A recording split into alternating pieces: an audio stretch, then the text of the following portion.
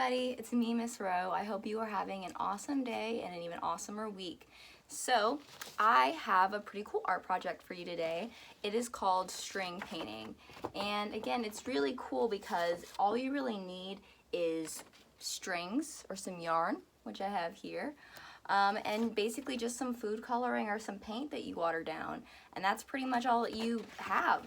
And you can even like smush it and make these really cool designs, or you can even lay out your own designs and gently pull the string, which I'm going to show you in this video.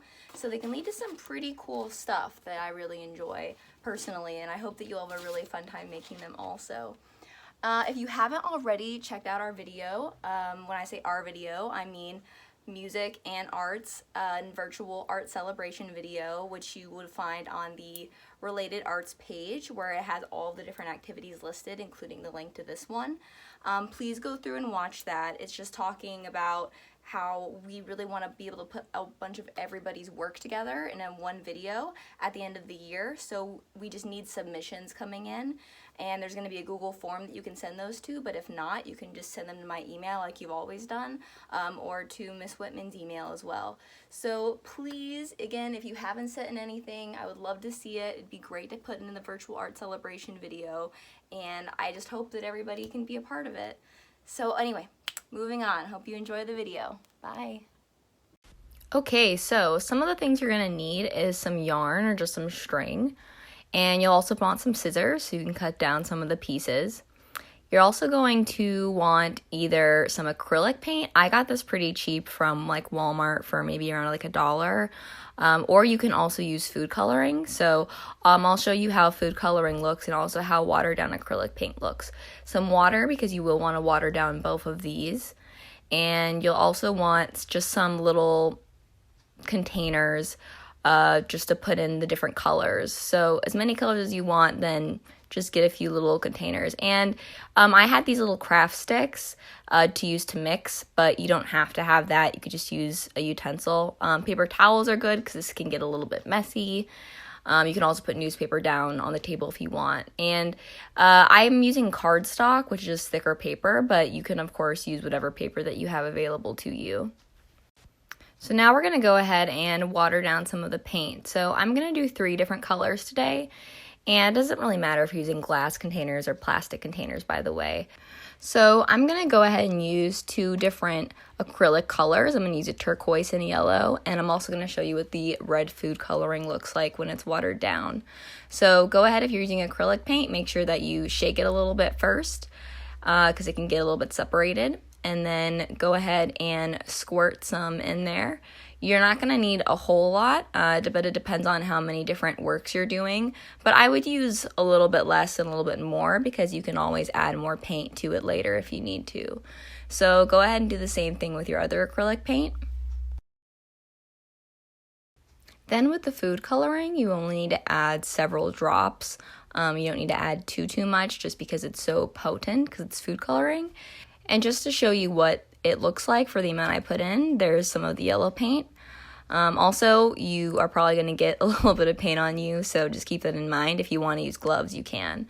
So just go ahead and pour in just a little bit of water, not too much, maybe like equal parts water for right now. And you can always pour a little extra into the food coloring, but however much water you pour into the food coloring is just really dependent on how dark you want it to be. So if you want it to be a really dark red, then pour in less water. And if you want it to be a really light red, almost pink, then pour in more water. So go ahead and take your sticks or your utensils, whatever you're using, and just go ahead and try to stir that around and mix it as best that you can. And do that for all 3.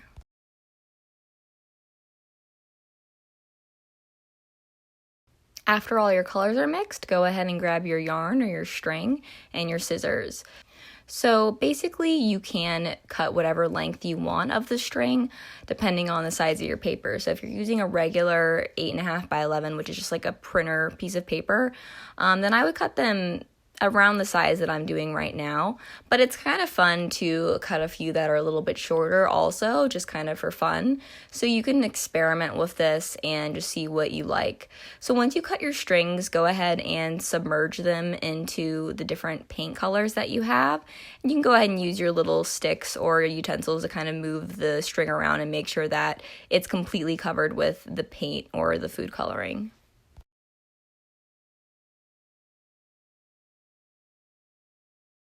Once you're done with that, you have two options of what you could do, and I'm going to show you both.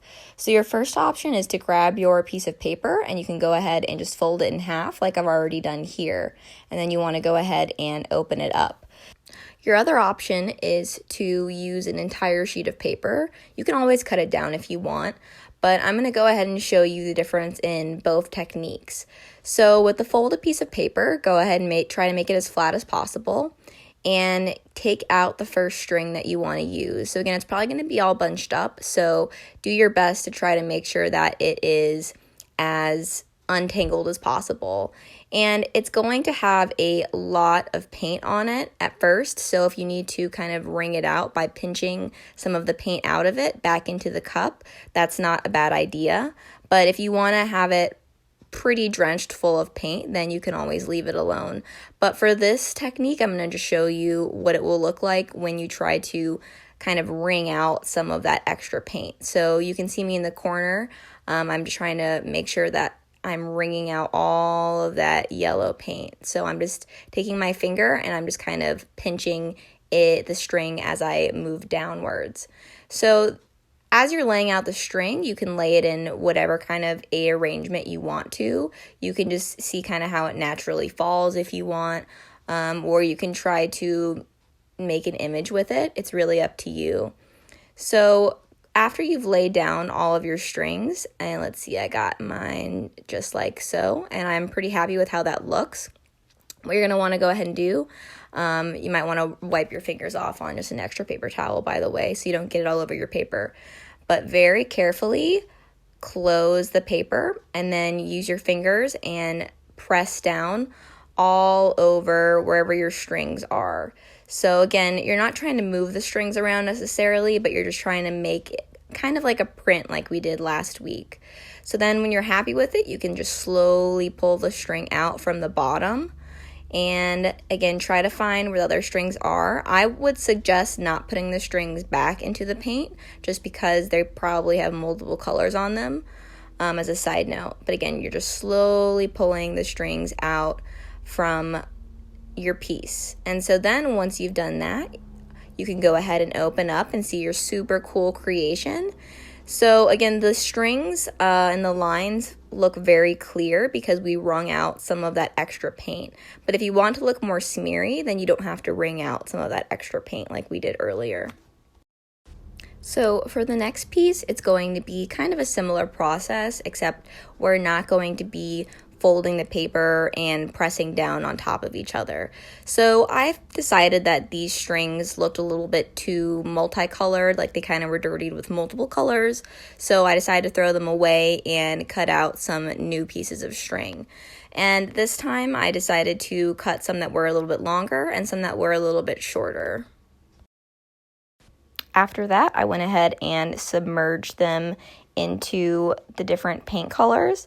And I left one string intentionally not in a color because I wanted to show you kind of a cool trick that you could try using later on if you wanted to with one of the shorter strings. Once all of your strings have completely absorbed a lot of the paint, I'm going to go ahead and show you what it's going to look like if you don't really wring out that much paint. So I wrung out a tiny little bit, but as you can see from the drips, there's still a lot of paint left. Another thing to note with this technique is that since we're not going to be pressing down any of the strings, I would go ahead and use my finger and just kind of lightly tap the string all the way around just to make sure that some of that paint gets pressed down into the paper. Once you've done that, you can go ahead and take one end and just very slowly start pulling the string all the way off the page. And again, you can kind of play with how you decide to pull the string off and what kind of, or like what direction you want to pull it from as well. So I'm doing this one color at a time because I just think that it makes it look a little bit neater. But once I'm done with the yellow string, I go ahead and I put it back into the paint, and then I'm going to take the blue one. And again, you can see some of the drips, so it's got a lot of paint on there. And then I'm going to do the same thing where I'm going to take my finger and I'm going to lightly tap all the way down the string. And then once I'm done with that, I'm going to go ahead and slowly pull it off. Again, I'm going to grab one corner, doesn't matter which one, or one end of the string, and just slowly pull off. So this time I'm pulling upwards and out, and then I'm putting it back into the paint. So for the next one, I'm going to go ahead and use the string that's in my red food coloring. So you can also kind of just see how that looks. Honestly, I kind of feel like the acrylic paint and the food coloring act really similarly. So if you have food coloring, don't feel the need to go out and buy the paint. So again, I'm going to go ahead and place that just like that. And I'm going to do the same thing where I'm going to lightly tap all the way down. Here we go, making sure to get every little corner. And then I'm going to take one end and slowly start to pull away.